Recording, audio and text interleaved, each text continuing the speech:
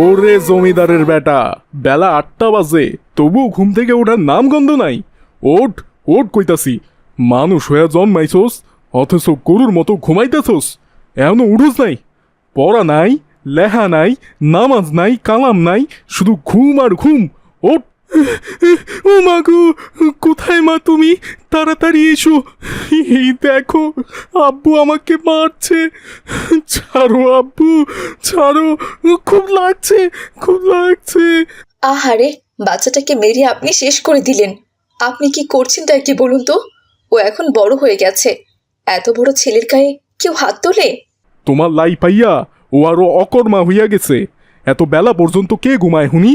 ফজরের নামাজ তো পড়তে পারতো, তাই না? সেটাও তো পড়ে নাই। আমি ভাবছিলাম একটু শাসন করলে হয়তো পড়াশোনায় মনোযোগী হইব আর ভবিষ্যতে ভালো কিছু করতে পারবো।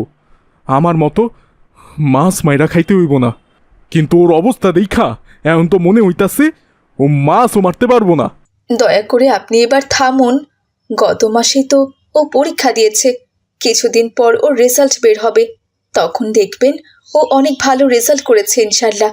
ওকে নিয়ে আর চিন্তা করবেন না। আসিয়ার কথা শুনে রহমত মিয়া আর কিছুই বলে না। অন্যদের সকাল শুরু হয় চা নাস্তা দিয়ে, আর রহিমের সকাল শুরু হয় তার বাবার লাঠির মার দিয়ে। সে প্রতিদিন তার ছেলে রহিমকে মারধর করত, তবে এর পেছনে যথেষ্ট কারণও ছিল। রহমত মিয়া রসুলপুর গ্রামে বাস করত। সেই গ্রামের বেশিরভাগ মানুষ নদীতে মাছ ধরে জীবিকা নির্বাহ করত। রহমত মিয়াও একজন জেলে ছিলেন, কিন্তু রহমত মিয়ার ইচ্ছা ছিল তার ছেলে মন দিয়ে লেখাপড়া করে ভালো রেজাল্ট করবে। কিন্তু রহিম একদমই পড়াশোনা করতে চাইতো না, তাই রহমত মিয়া প্রতিদিন তাকে মারধর করত। হ্যাঁ রে, তুই এবার পরীক্ষায় পাশ করতে পারবি তো? আমি কিন্তু তোর বাবাকে বলে দিয়েছি তুই পাশ করবি, অনেক ভালো নম্বরও পাবি। তুই ভালো পরীক্ষা দিয়েছিস তো বাবা? মা, আমি সব সময় তোমাকে সত্যি কথা বলি, তাই আর তোমার কাছে কিছু লুকাবো না। আসলে আমার পরীক্ষা খুব খারাপ হয়েছে, মনে হয় না পাশ করতে পারবো। অত কিছু আমি শুনতে চাই না, তুই ঠিকভাবে বল পাশ করতে পারবি কি না। আসলে মা, আমার দ্বারা লেখাপড়া কিছু হবে না। আমি এত পড়াশোনা করি, অথচ আমার কিছু মনে থাকে না। আমার মনে হচ্ছে পরীক্ষায় আমি ফেল করব। আমি বুঝতে পেরেছি, তুই নিজেও মার খাবি আর আমাকেও তোর বাপের মার খাওয়াবি। এত প্রাইভেট পড়ে তাহলে কি হলো তোর শুনি? তোর বাপের কথা বাদ দে, আজকে আমি তোকে আর ছাড়বো না। এভাবেই দিন কাটতে থাকে। একদিন রহিমের কলেজের রেজাল্ট বের হয়। রহিম দেখে সে সবগুলো সাবজেক্টে ফেল করেছে। এদিকে রহমত মিয়া রহিমের ফেল হওয়ার খবর শুনে ভীষণ রেগে যায় আর লাঠি নিয়ে তার দিকে তেড়ে আসে। রহমতের পেছনে পেছনে আসিয়াও ছুটতে থাকে। দাঁড়ান, আপনি দাঁড়ান, শান্ত হন রহিমের বাবা, আপনি শান্ত হন। বাবা তুই ওখান থেকে পালা। মায়ের কথা শুনে রহিম দ্রুত পালাতে থাকে। সে জানে আজ আর তার রেহাই নেই। দাঁড়া, দাঁড়া কইতাছি, অসভ্য অপদার্থ ছেলে। এত টাকা দিয়া লেখাপড়া করাইলাম, আর আর এই প্রতিদান দিলি? আজকে তোর একদমই রেহাই নাই। রহমত এসব বলতে থাকে আর তেড়ে আসতে থাকে। এদিকে রহিম ছুটতে ছুটতে দেখে রাস্তায় একটা ট্রাক শহরে যাওয়ার জন্য তৈরি হচ্ছে। রহিম তার বাবার ভয়ে সে ট্রাকে উঠে পড়ে এবং ট্রাকটি শহরের উদ্দেশ্যে রওনা দেয়। ও ভাই, ভাই, দাঁড়াও, দাঁড়াও ভাই, দাঁড়া। তোমাদের ট্রাকে আমার ছেলে উঠছে, আমার ছেলেটারে নামায় দিয়া যাও। বাবা রহিম, আমাদের ছেড়ে যাস না বাবা, আমাদের ছেড়ে যাইস না। এবার আপনার শান্তি হলো তো? এটাই তো চাইছিলেন আপনি, তাই না? আমার ছেলেটা আমাদেরকে ছেড়ে চলে গেল, কোথায় গেল আমরা কেউ জানি না। কি হবে ওর? বাবা রহিম, ফিরে আয় বাবা। ওদিকে ট্রাকওয়ালা শহরে পৌঁছে রহিমকে দেখে অবাক হয়ে যায়। এ কি ভাই, তুমি কি? এই ট্রাক তো খালি থাকার কথা, তুমি কোত্থেকে এলে? এরপর রহিম তার সাথে ঘটে যাওয়া সবকিছু ট্রাকওয়ালাকে খুলে বলে, আর ট্রাকওয়ালা তাকে সাহায্য করতে চায়। এদিকে 6 মাস হয়ে গেছে। রহমত মিয়া রহিমকে বিভিন্নভাবে খোঁজার চেষ্টা করে, কিন্তু রহিমের কোনো খোঁজ না পেয়ে তার বাবা সবসময় নামাজ পড়ে আল্লাহর কাছে কান্নাকাটি করত, যাতে সে তার ছেলেকে ফিরে পায়। কিন্তু রহিম আর ফিরে আসে না। একদিন সকালবেলা রহমত মিয়া নৌকা নিয়ে নদীতে যায় মাছ ধরতে। আজকের আবহাওয়াটা খুব একটা ভালো ঠেকতাছে না। ভোরবেলা থেকে খুব ঠান্ডা বাতাস বইতাছে। বাতাসটা মনে হয় উত্তর দিক থেকে আইতাছে, তার মানে ঝড় হইব। মাঝ নদীতে আর বেশিক্ষণ থাকুন যাইব না, যে কোনো সময় ঝড় বৃষ্টি হইতে পারে। আজকে বরং বাড়ি ফিরা যাই।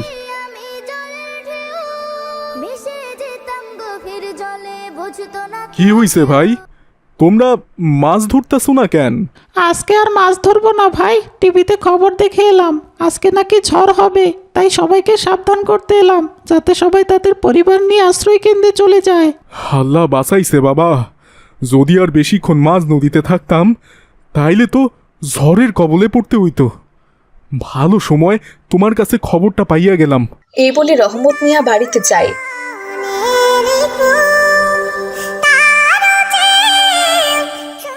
আর জিনিসপত্র গুছিয়ে শহরে যাওয়ার জন্য বেরিয়ে পড়ে। ঠিক তখনই ঘূর্ণিঝড় শুরু হয়, তার সাথে বৃষ্টি পড়তে থাকে। তার স্ত্রীকে নিয়ে স্থানীয় প্রাথমিক বিদ্যালয়ে আশ্রয় নেয়। এভাবেই 3 দিন কেটে যায়। রহমত মিয়ার সাথে করে যা খাবার নিয়ে এসেছিল সব খাবার অনেক আগেই শেষ হয়ে গেছে, কিন্তু এখন পর্যন্ত তাদেরকে কেউ সাহায্য করতে আসেনি। ওদিকে নদীর পানি স্কুলের মাঠ পর্যন্ত চলে এসেছে। আমার শরীরটা খুব খারাপ লাগছে। এভাবে আর কতদিন বন্দি থাকবো এখানে? কেউ তো সাহায্য করতে আসছে না। আমার মনে হয় না এই ঝড় বৃষ্টির মধ্যে কেউ আমাদের সাহায্য করতে আসবে। হয়তোবা এখানে আমাদের জীবনের শেষ নিঃশ্বাস ত্যাগ করতে হবে। বেশি বেশি করে দোয়া করো রহিমের বাবা। কার মৃত্যু কখন কোথায় হইব তা আল্লাহ ভালো জানেন। এইভাবে ভাঙ্গে পড়লে তো চলবো না। সাহস রাহো আসিয়া। লা ইলাহা ইল্লাল্লাহু হাসবুনাল্লাহি ওয়া নিমাল ওয়াকিল। রহমত মিয়া আল্লাহ তাআলাকে স্মরণ করছিল। এদিকে আসিয়া বেহুশ হয়ে যায়। ঠিক তখনই বাইরে থেকে ট্রাকের শব্দ ভেসে আসে। সেই ট্রাকে রহিম ছিল। আব্বু, আম্মু, কোথায় তোমরা? আমি চলে এসেছি। শুনতে পাচ্ছ আমার কথা? বাবা রহিম, আমরা ডান পাশের ঘরে আছি, আটকা পড়ছি এখানে। তাড়াতাড়ি আয় বাবা, তোর মা ভীষণ অসুস্থ।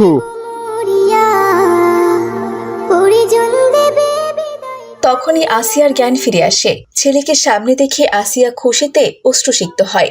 আমাকে ক্ষমা করে দিও আব্বু, আমি তোমার ইচ্ছা মতো ভালো পড়াশোনা করতে পারিনি, কিন্তু তুমি তো চাইতে আমি কর্মজীবী হই। আলহামদুলিল্লাহ আমি তা হয়েছি আব্বু। আমার কাছে আরও একটি ট্রাক আছে, ওটা আমি ভাড়ায় দিয়েছি। যখন খবরে শুনলাম আমাদের গ্রামে ঘূর্ণিঝড় হবে, তখনই আমি বাড়ির উদ্দেশ্যে রওনা দিয়েছিলাম। আল্লাহ তাআলার লাখ লাখ শুকরিয়া যে তোমাদের কিছু হয়নি। তুই আমাদের জন্য এত দূর এসেছিস বাবা। কেন আসবো না মা, ছোট থেকে তোমরা আমাকে কত কষ্ট করে মানুষ করেছ। বাবা কত পরিশ্রম করে আমাকে খাইয়ে পরিয়ে বড় করেছেন। আমি কিভাবে এসব কিছু ভুলে যাই বলো তো? তাছাড়া মায়ের পায়ের নিচে সন্তানের বেহেশত। তোমার কাছে তো আমাকে আসতেই হতো মা। আমার ছেলেরা কবে এত বড় হইয়া গেল, আমি তো বিশ্বাসই করতে পারতাছি না। এটা আমার রহিম। অনেক বড় হ বাবা, অনেক বড় হ। তুমি শুধু আমার জন্য দোয়া করো আব্বু, তাহলে আমি আরও ভালো কিছু করতে পারবো ইনশাল্লাহ। এখন আমাদের যেতে হবে আব্বু, আরও অনেক মানুষকে সাহায্য করতে হবে যাতে কেউ ঘূর্ণিঝড়ের ভুক্তভোগী না হয়। আর ভুক্তভোগীদের তার ট্রাকে তুলে নিয়ে আসে শহরে। এভাবে রহিম ঘূর্ণিঝড়ে সকল ভুক্তভোগীদের সাহায্য করে। তো বন্ধুরা, এখন গ্রীষ্মকাল, সবসময় ঝড় বৃষ্টি, ঘূর্ণিঝড়, ভূমিকম্প ইত্যাদি লেগেই থাকবে। আমরা যারা নদীর তীরবর্তী অঞ্চলে বসবাস করি তারা সবসময় সাবধানে থাকব আর একে অপরকে সাহায্য করব, যাতে এইসব প্রাকৃতিক দুর্যোগ থেকে নিজে বাঁচতে পারি এবং অপরকেও সাহায্য করতে পারি। তো বন্ধুরা, গল্পটি ভালো লাগলে অবশ্যই লাইক করে দেবে, আর তোমরা কি কোথা থেকে দেখছো তা অবশ্যই কমেন্ট করে জানিয়ে দেবে। ধন্যবাদ সবাইকে।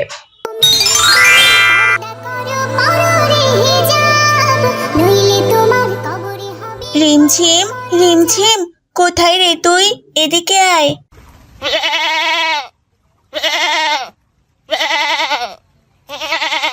এই যে তুই এখানে, আর আমি তোকে পুরো জঙ্গলটা খুঁজে বেড়াচ্ছি। ও বুঝেছি, তোর খুব পানির পিপাসা পেয়েছে তাই না? চল বাড়িতে চল। এই বলে জান্নাতুল তার প্রিয় ছাগল রিমঝিমকে নিয়ে বাড়িতে চলে গেল। বাড়িতে নিয়ে গিয়ে জান্নাতুল রিমঝিমের জন্য পানি এনে রিমঝিমকে পানি খেতে দিল। রিমঝিম খুশি হয়ে পানি খেলো। আরে, তোর তো দেখছি অনেক পানির পিপাসা পেয়েছিল, সব পানি এক চুমুকে খেয়ে সাবার করে দিলি। এই দেখ রিমঝিম, তোর জন্য আমি অনেক নরম আর কচি ঘাস নিয়ে এসেছি। খা রিমঝিম, মজা করে খা। ও বুঝেছি, তোর এখন খিদে নেই তাই না? আচ্ছা ঠিক আছে, এখন খেতে হবে না। তাহলে তুই এখানে বসে একটু বিশ্রাম নে। আমার খুব ক্ষুধা পেয়েছে রে, আমি একটু খেয়ে আসি। এই বলে জান্নাতুল খাবার খেতে চলে গেল। এদিকে দিন গড়িয়ে রাত হয়ে গেল। রাতের বেলা জান্নাতুল যে ঘরে থাকে, রিমঝিমও সেই ঘরেই ঘুমায়। কারণ অনেক ছোট থেকে জান্নাতুল রিমঝিমকে আদর যত্ন করে বড় করে তুলছে। রিমঝিমকে ছাড়া জান্নাতুল যেমন থাকতে পারে না, তেমনি রিমঝিমও জান্নাতুলকে ছাড়া থাকতে পারে না। এভাবেই রাত গড়িয়ে সকাল হয়ে গেল। পরদিন সকালবেলা জান্নাতুল তার প্রিয় ছাগল রিমঝিমকে কাঁঠালের পাতা খাওয়াচ্ছে। নে রিমঝিম, কাঁঠালের পাতা তো তোর অনেক প্রিয় খাবার, মজা করে খা। আমার মাডা কি করতাছে? আসসালামু আলাইকুম বাবা। ওয়ালাইকুম আসসালাম। কি করতাছো মা জান্নাতুল? এই তো বাবা, রিমঝিমকে কাঁঠালের পাতা খাওয়াচ্ছি। খাওয়াও মা, ভালো কইরা খাওয়াও। ওরে যে বিক্রি করা হইছে, এই দেখো মা, ওরে বিক্রি কইরা পুরা 10,000 টাকা পাইছি। এই 10,000 টাকা দিয়া আমি একটা রিক্সা কিনমু। রিক্সা চালাতে পারলে আমাদের সংসারে আর কোনো অভাব অনটন থাকবো না মা। কি বলছো বাবা, তুমি রিমঝিমকে বিক্রি করে দিয়েছো? হ মা, রিমঝিমকে বিক্রি কইরা দিছি। রিমঝিম তো এখন বড় হইছে, আর কতদিন ও আমাদের সাথে থাকবো কও? সামনেই তো কোরবানি ঈদ আইছে, ভালো দাম পাইছি তাই বিক্রি কইরা দিছি। এই তুমি কি করেছো বাবা? তুমি জানো না আমি রিমঝিমকে ছাড়া থাকতে পারি না? আরে মারে, ওরে তো একদিন না একদিন বিক্রি করতেই হইতো। ও তো আর মানুষ না যে আমাদের সাথে সারা জীবন থাকবো। মা রে, মন খারাপ করিস না রে মা, আমাদের অভাব তো তোকে বুঝতে হবে বল। তোর বাবা রিক্সা কিনতে না পারলে আমাদের সংসার যে আর চলবে না রে মা। তবুও বাবা, আমি ওকে ছাড়া থাকতে পারবো না। মা জান্নাতুল, জেদ করো না। তুমি তো জানো আমরা গরিব মানুষ। এই ছাগলটা বিক্রি করতে পারছি বইলাই রিক্সা কেনার টাকা হইছে, আর তা না হইলে যে আমাদের অভাব অনটনে সংসার চালাইতে হইব। আসসালামু আলাইকুম চাচা যান। ওয়ালাইকুম আসসালাম। আরে বাবা মাহাদি, তুমি আইসা গেছো? চাচা যান, আমার আব্বু নাকি আপনাদের ছাগলটা কিনেছেন, তাই ওকে নিতে আব্বু আমাকে পাঠিয়ে দিলেন। হ বাবা মাহাদি, এটাই তোমাদের ছাগল। মাশাল্লাহ, আলহামদুলিল্লাহ। ছাগলটা দেখতে মাশাল্লাহ অনেক সুন্দর হয়েছে। হ বাবা মাহাদি, ছাগলটারে আমরা খুব আদর যত্ন কইরা বড় কইরা তুলছি। আমার মেয়ে তো ওরে বিক্রি করতেই চাইতাছিল না। আমরা তো গরিব মানুষ, টাকা পয়সার অনেক দরকার, এজন্যই বিক্রি কইরা দিতাছি। চিন্তা করবেন না চাচা যান, আপনার ছাগলের ভাগ্য অনেক ভালো। ও কোরবানি হতে চলেছে। কোরবানি তো আর যে সে পশু হতে পারে না। আল্লাহ তাআলা নিজে যাকে কোরবানির পশু হিসেবে নির্ধারণ করেন, সেই পশুই কোরবানি হতে পারে। তাহলে চাচা যান, আমি ওকে নিয়ে যাচ্ছি। আচ্ছা ঠিক আছে বাবা মাহাদি, নিয়ে যাও। এরপর মাহাদি ছাগলটাকে নিয়ে চলে গেল, আর জান্নাতুল ছাগলের দিকে তাকিয়ে পানি ফেলতে লাগলো। সায়েম যেতে যেতে মাহাদিকে বলল, মাশাল্লাহ, আলহামদুলিল্লাহ, তোমাদের ছাগলটা খুব সুন্দর হয়েছে ভাই, আমার খুব পছন্দ হয়েছে। হ্যাঁ ভাই সায়েম, আব্বু খুঁজে খুঁজে এই ছাগলটা কিনেছেন। চাচা জানের পছন্দ খুব সুন্দর। আরে, ছাগলটা কান্না করছে কেন? আরে হ্যাঁ, তাই তো, ও নিজেদের বাড়ি থেকে অন্যের বাড়িতে যাচ্ছে, এজন্যই মনে হয় কান্না করছে। তবে কোরবানির এ কয়দিন আমাদের সাথে থাকলে ও আমাদেরও প্রিয় হয়ে যাবে। এই বলে মাহাদি ছাগলটাকে নিয়ে চলে গেল। এদিকে জান্নাতুল রাতে ছাগলের জন্য ঘুমোতেই পারছিল না, আর ওদিকে ছাগলও অঝরে কান্না করছে।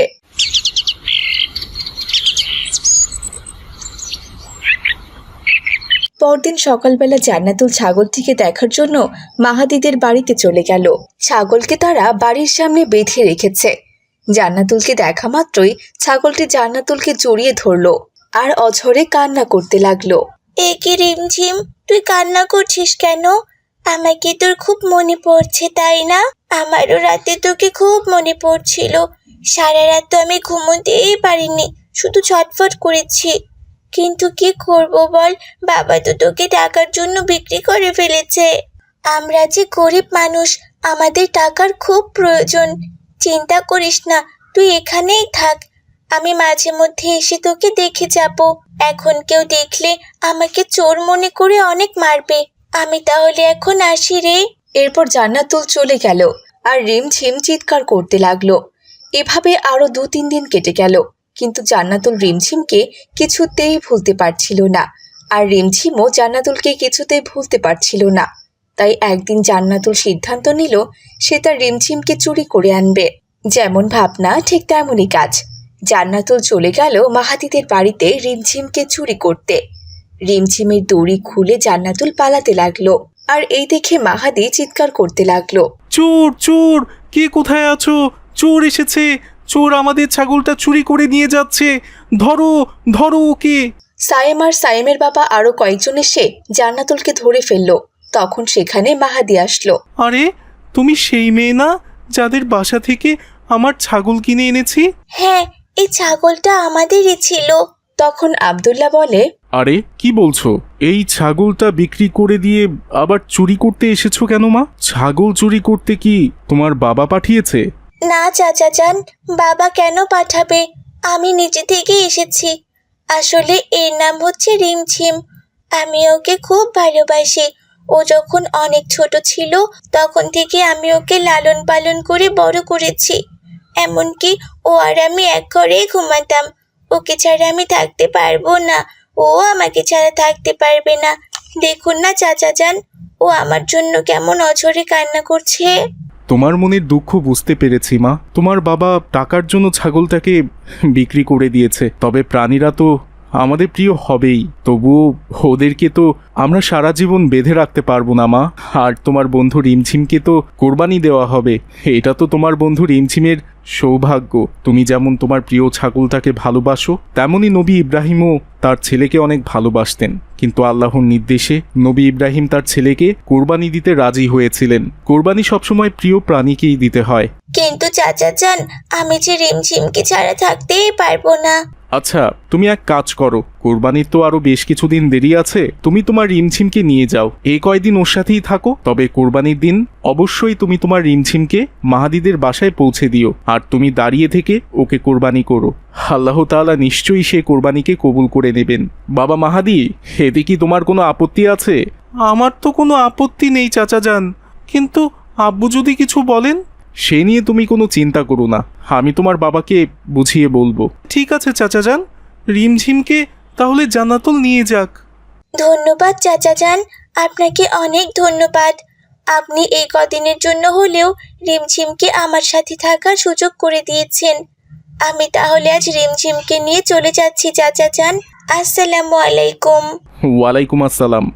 এরপর জান্নাতুল রিমঝিমকে নিয়ে চলে গেল। তো দেখলেই তো ছোট্ট বন্ধুরা, অনেক সময় পশু প্রাণীরাও আমাদের অনেক প্রিয় হয়ে ওঠে, একদম আপনজনের মতো। কিন্তু কোরবানি যেহেতু আল্লাহ তাআলার বিধান, এটাও মানতে হবে। পশুরা আমাদের প্রিয় হওয়া সত্ত্বেও ওদেরকে আমাদের কোরবানি করতে হবে। তোমাদেরও যাদের প্রিয় পশু আছে, তোমরাও তাদের কোরবানি করতে একদম ভুলো না কিন্তু।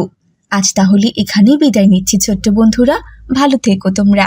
আসসালামু আলাইকুম ওয়া রাহমাতুল্লাহ।